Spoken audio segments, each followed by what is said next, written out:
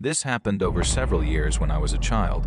Not sure which exact one, but it crept in like an unwelcome shadow that wouldn't fade. Maybe once every few months, I'd wake from a half-lucid nightmare, floating above my own body, watching myself from the ceiling as if through a security feed. I tried to swim toward my skin to grasp something real, but all I could do was turn and stare around the room like I was searching for an exit that didn't exist. Once I calmed enough to think clearly again, I'd noticed things out of place. The digital clock on my nightstand, always counting backward. Not just slow, no backwards. And once you noticed it, other things appeared like ghosts taped to walls. Crayon drawings of a line of smiling children holding hands, one small figure at the front, unmistakably me. Then came the toy train. The one I'd lost years ago, long before I could have forgotten it. It would appear in a different spot on my floor each time, as if someone had moved it while I slept. But the real kicker came when I finally looked out the window and saw him. He stood just inches from the glass, gray hair cut short, a faint scar along his left temple. No expression, no smile, just watching me sleep like he was waiting for permission to step inside. That's when I'd wake up, heart hammering, breath caught in my throat. Sometimes I ran straight to the window, other times I stayed frozen, afraid even to move. But I always checked, hoping maybe there'd be a smudge or claw marks on the glass. The fourth time it happened, I told my parents. My mom brushed it off like recurring dreams were normal for kids. Everyone has them, she said. Dad added that we were just one step away from the edge. She nodded, pretending to believe them. But inside, she was still trembling. He took her outside with him, hand in his. No footprints, no smudges on glass, nothing at all. Nothing calmed her. Still haunted, still afraid. She had the dream 4 times. Not daily, but enough to make her question if it was a sign. It was her bedroom window that opened, cold air rushing in, and she couldn't move. Her body locked in place, not passive, but terrified. Her mind screamed for her to look. She confirmed the door locked tight, but she couldn't sleep again. Her heart pounded. She barely functioned the next day. She prepared, not to forget, but to face it again. By the 3rd time, it wasn't scary anymore. Not horror, but quiet unease. They listened this time. Truly listened. I told them every detail, the clock's ticking, the drawings pinned to the wall, and even that faint scar above his left temple. He asked if I was certain about that scar, and then his quiet tone made me glance at Mom. Her eyes held a secret I couldn't name yet. Mom took over the story, quiet, calm, but every word carried weight. Brian, Uncle Brian, not family at all. Just a college friend of Dad's before they both had full-time jobs. Mom reassured me, nothing to worry about, but her voice trembled just slightly. And then she revealed the scar, Brian's forehead wound from a car crash before I was born. It hit me, like a switch flipping. The scar, Brian's forehead. It wasn't random, it was memory. My brain had buried this for years. That night, Dad stayed longer. He looked like he had more to say, something unspoken. Your dreams, they're your brain trying to process something buried so deep it hasn't been spoken yet. He said, you knew his scar, you must have seen it, but I couldn't recall anything. No moment with Brian, not even a single memory, not one clear image. Even one image, and yet the dream kept coming back. Months passed. But then one night, right after waking up from a dream, I glanced at the window, and that's when all the fear came rushing back worse than before. I grabbed Dad's arm and we ran upstairs together. My dad sprinted down barefoot while Mom held me tight. Eventually, he came back and whispered to Mom. We called the police, he said. They're going to take care of it. The next morning, he confessed. There were faint footprints under my window, but they'd moved since then. Brian didn't know where we lived anymore. Nothing bad will ever happen again, Dad promised me. I never had that dream again. My parents don't talk about it much now, and I can see why. They still haven't told me the full story. And honestly, I'm not even sure if they remember it themselves.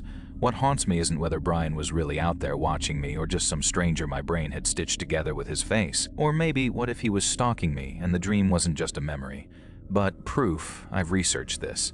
I still don't know how it's possible. Maybe he made noise, a creak, a step.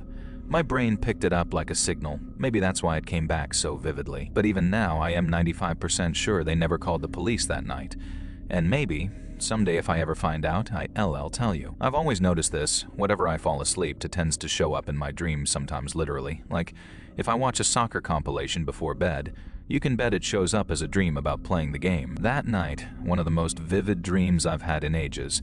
I was out on a sailboat, not even sure where it came from, never been on one before. The water was choppy, sky purple and gray. Wind howling, not scary, more like something cinematic, like I'd stepped into a movie scene. Then the boat lurched. I couldn't see what hit us, but I felt it. Something cracked underneath. Water started rushing in. I tried to plug the hole with my jacket. Useless. Panic set in fast, full-on helpless terror. And then a dolphin jumped out of the water, locked eyes with me, and said in perfect English, "Wake up."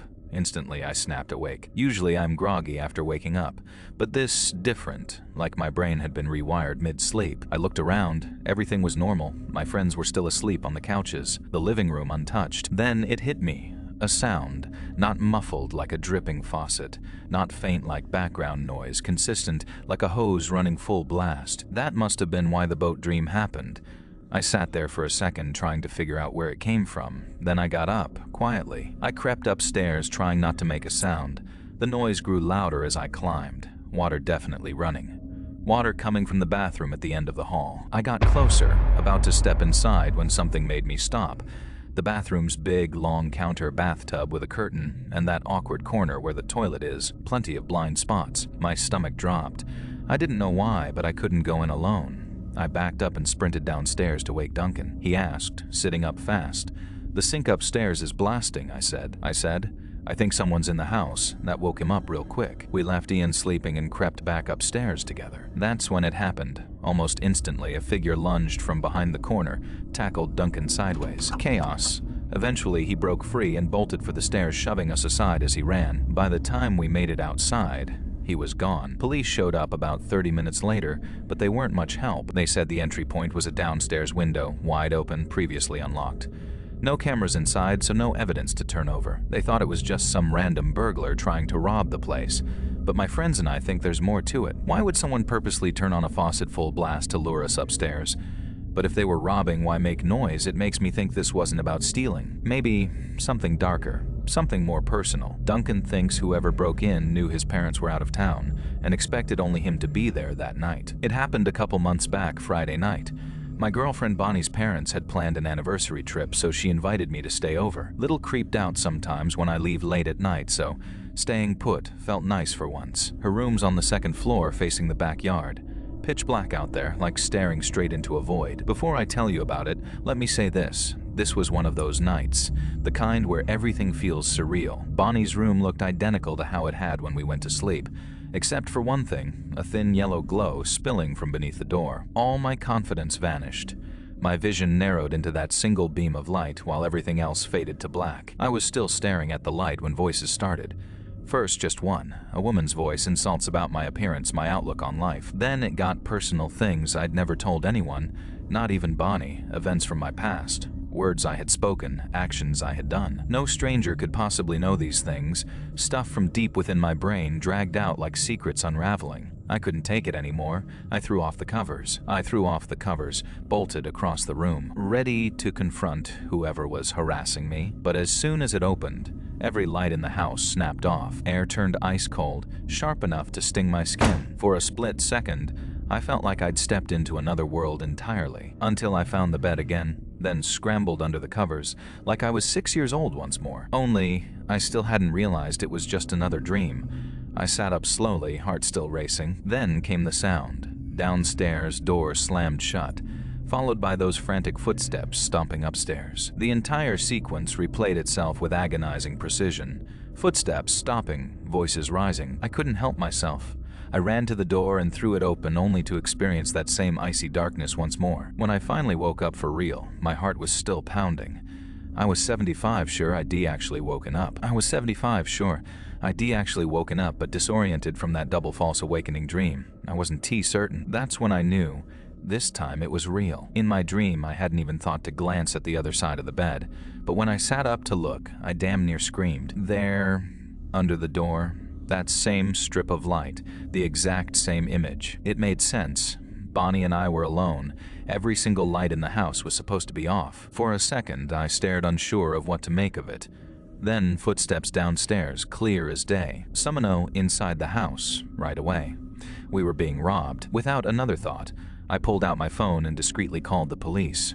Told them what was happening. I tiptoed over to the door just to make sure it was locked. Finally, I crept back to Bonnie and gently woke her up, putting my hand over her mouth so she wouldn't accidentally make a noise. It felt like forever, but after a few tense minutes, the police arrived. They kicked in the front door. Shouting filled the air. When it was safe to move again, I went downstairs just in time to see two masked men being ushered into a police car in cuffs. It was late, but Bonnie's parents rushed home early once they heard what had happened. Not mad that I'd stayed the night, actually grateful. About a week later, Bonnie called me with more info. The officers told her parents the two men admitted they broke in because they'd seen a Facebook post about their trip and thought no one would be home. What I can't shake is that damn dream. The part where everything felt too real, too personal. Bonnie says I have unresolved demons lurking somewhere in my subconscious, but I don't like thinking about that possibility. And what about the door? I was lying down, wouldn't have been able to even see it clearly, let alone conjure up a perfect image of it in my head. And yet, I can still picture it perfectly even now. I literally see that strip of light whenever I close my eyes. Even when I'm awake, it's there, in the back of my mind, like a ghostly reminder of something I can't quite explain. It won't go away anytime soon, and part of me worries it'll be seared into my head forever.